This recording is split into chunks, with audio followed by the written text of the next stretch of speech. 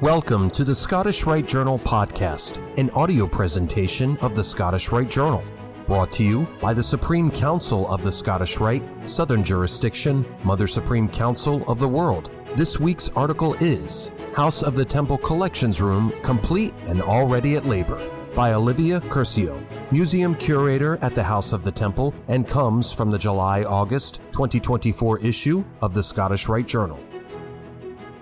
Standing before the House of the Temple, some of the first words you see emblazoned on the front are Scottish Rite of Freemasonry, Supreme Council 33rd Degree, Museum Library. Caring for the thousands of artifacts housed in the temple is an enormous task, and as our collection has grown, so has the need for a state-of-the-art storage facility. With the help of Scottish Rite members, we have created a space that allows us to preserve the history of the fraternity and share it with the public. By creating one centralized location for the entire collection to be stored, it will create a more organized space with room for growth in the future. The new collections room features rolling shelves to help organize space. In addition to traditional shelves, there are also built-in drawers to store small items like jewels and medals. These features, along with movable grids to store hanging items like paintings and pictures, have turned two smaller, underutilized offices into a museum storage facility with enough space to serve the House of the Temple for years to come. The room is also properly temperature and humidity controlled to help preserve the artifacts and keep them in good condition. There are more than 7,000 artifacts housed in the House of the Temple, but only 1,000 of them are on display at a time. Despite our best efforts, it is impossible to have the entire collection on display at all times. Therefore, we sometimes rotate exhibits using items pulled from the stored collections. The collections room holds the museum artifacts not currently on display and preserves them for posterity in the best way possible. One of our largest single collections is the John Henry Cowles collection of more than 400 individual items owned by or gifted to past Grand Commander Cowles, 33rd Degree, during his tenure. Those who have toured the temple not only know that Grand Commander Cowles wished to be interred in the temple, but also that he lived in the building during his lifetime since its construction in 1915. This, too, is a reason many of his possessions became part of the collection and are displayed in the museum today. Work has begun on the new storage facility for the archives of the Scottish Rite and the Supreme Council. This includes the many letters, documents, and journals of Scottish Rite leaders. The room is set to be completed this fall. As an added feature to this Scottish Rite Journal podcast, I had the privilege to speak with Olivia regarding this article. Hope you enjoy it. What was the straw that broke the camel's back in creation of the collections room? How long was the process from start to finish? I wouldn't necessarily say that there was one deciding factor that made us create a new collections room. Originally, there were a few different spaces around the basement that we used to store the museum collections. They were mostly closets, very small spaces, not really dedicated for that purpose. Over time, we were doing different kinds of renovations to the basement, and eventually there were two offices, one of them being my old office and one of them being kind of a spare office, that they decided to create a dedicated collection space with room for the whole collection, no more, being spread around different spaces in the basement. And from start to finish, it was actually very fast. I was very pleasantly surprised about that, actually. It was about a year and a half-ish, a little bit less than 2 years. Oh, wow. From start to finish, from the idea to, today. And I think that's kind of a testament to the staff we have here, the contractors that we use, as well as, the donors that really made it possible. I was kind of, like I said, pleasantly surprised at how fast we were able to raise all the funds and then create the room. Yeah, because I remember when I first started here, what was your old office was almost like a little bit more than a big closet. Yeah. And you see it now and you're like, oh, wow, it's changed, obviously, with everything to store stuff in there. How many items did you start with when this collection storage area started? And what was the cataloging process of each item, or was that done? Had the cataloging been done previously to the room being started? Fortunately, it was all finished when the room was started. The cataloging was finished maybe 3 or 4 years ago. The process of cataloging everything started around 2016. We got a collections management software for all of the computers, and they started to catalog everything we had. We have about 7,000 to 8,000 artifacts in our collection, so it was obviously a really big job. And actually, when I first started here as an intern at the temple, part of what I did was helping to catalog everything that we had that wasn't previously cataloged, and that was finished maybe around 2020-ish. Wow. That's a good amount of time. How many people total do you know that were involved in the cataloging process? And were there any snafus during that process that was like, uh-oh, did we miss something, or did the software break down, have any issues like that? Because they used interns on like a semester to semester basis, there were a lot of people that had been involved in the cataloging, and that itself kind of made for a lot of issues. People using different words to describe things, people maybe not knowing what like a certain symbol means, what a specific appendant body is called. So the wording throughout the current catalog entries is a little bit varied based on who did it, but that's something I'm trying to fix currently. Yeah, I for the verbiage as well. If you're not familiar with Masonic verbiage, that being an issue for one.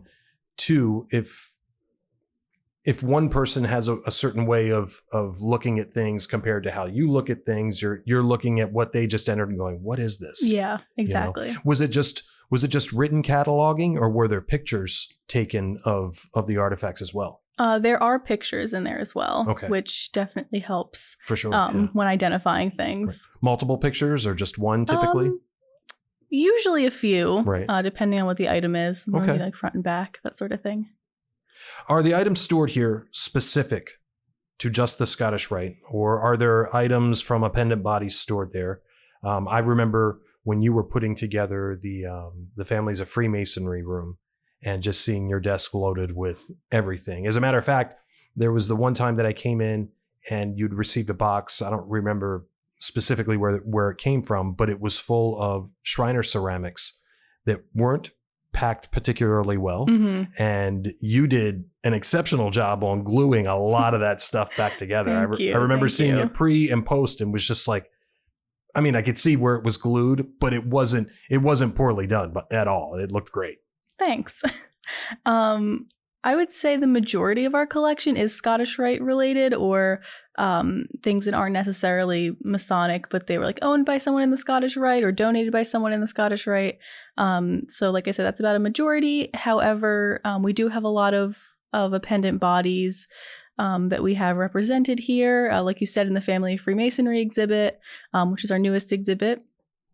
And also a lot of Blue Lodge as well. A lot of like aprons from the Blue Lodge, and especially in like the archives in the library, we have a lot of that stuff as well. Yeah, and if you read your article in now it's upcoming, but it'll probably be out by the time this podcast is released. The collections room, just to let people know, isn't so much. It's not an exhibit like the Americanism room or the Pike room or the Families of Freemasonry. This is where, for all intents and purposes, we just keep stuff. Mm-hmm. This was something that came up recently based on a portrait here. And I asked you this question because it was regarding a ring, but Grand Commander Cowles, is it Cowles or Coles? I pronounce it Cowles because of how it's spelled. Cowles. That looks like Cowles to me, but I hear everybody going Coles. Does it matter? I don't think it matters. I think Cowles is easier to distinguish than the current Grand Commander, which is Cole. So Cole versus Coles might be difficult. Although in one of the reels that actually has been recently digitized of Grand Commander Coles' funeral, they do pronounce it Coles. So that's right. Maybe that's the preferred way, but Cowles is definitely less confusing. It just, I see the spelling and go, that's Cowles. Yeah. But Anything of note kept there? And because and the reason why I ask, because the portrait that's in a particular office here is a portrait of him, and he's wearing a particular ring, and the ring, from what I was told, is a signet ring, but to me it looks like a forget-me-not. It doesn't have, the band doesn't quite look like what a signet ring would be on there. One, is that ring in there? Which I don't think it is. I don't think it is either. And what is there anything of note in there? And are there any plans of a temporary exhibit of any of his Masonic belongings? There's really no upcoming exhibits planned for his belongings. They are sprinkled throughout the museum. I think almost all of the current exhibits have at least something of his in there, mostly because of just how much of his stuff that we have. I would say at least probably a fifth of the collection is his stuff. Right. Because, he did live in the building for so long. I think he lived in the building almost 30 years. Right.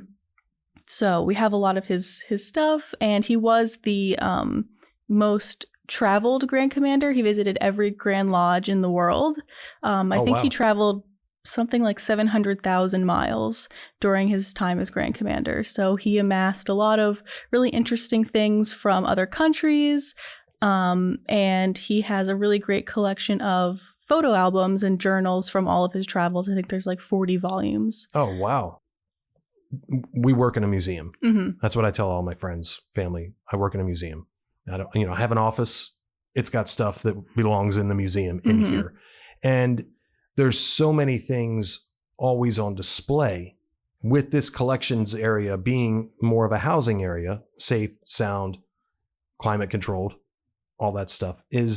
What's the plan of cycling some of that stuff out of there into the museum, just to keep things fresh and new for granted, we're not as traveled in here as, say, the Smithsonian, but there's people that, certainly come in here more than once, and we might come, or you or Art DeHoyas, Grand Archivist, or even Miss Larissa Watkins, the librarian, might come across something and say, hey, this really needs to be showcased in the, upstairs somewhere. Well, something that I do a lot that most people don't notice but me is, one or two artifacts every couple of months I'll switch out, and that's more for, preserving things, or if something needs to be pulled to get photographs taken of it, something like that. So little things do get changed here and there every so often. But like I said, it's maybe one or two items a month. So I'm probably the only one that notices. But as far as an overhaul of a whole exhibit, that's a little bit more difficult because it takes, more planning.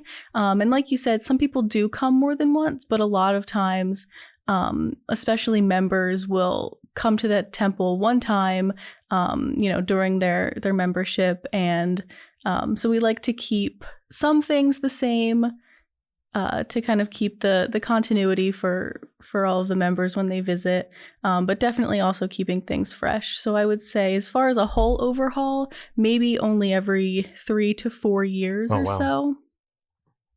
I can say that, as strange as it seems, when I go on the elevator back down to my office from the reading room in the library, I always see a book I've never seen before. So if you notice it, it would be surprising to me if anybody else noticed it, unless it was some sort of absolutely huge piece that really sticks out and, catches everyone's eye. So anything in that collections room that you would like to have up there?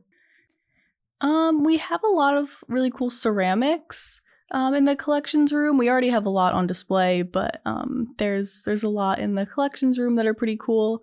They were produced for most of the anniversaries of lodges or for special events, and they're really, really ornate and all hand painted. So I definitely would like to put some more of those out, and definitely a lot more of the jewels as well. The library cases.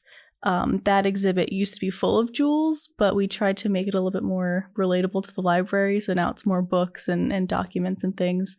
But, the jewels are obviously really eye-catching. So more of those are going to be going out pretty soon. Like and share this article, and don't forget to subscribe to the channel. If you wish to comment, please leave one, and as a reminder, hit the notifications bell. Any accompanying photographs or citations for this article can be found in the corresponding print edition. The Scottish Rite Journal is published by the Supreme Council of the Scottish Rite, Southern Jurisdiction, Mother Supreme Council of the World. Mark Dreisenstock, 33rd Degree, Managing Editor.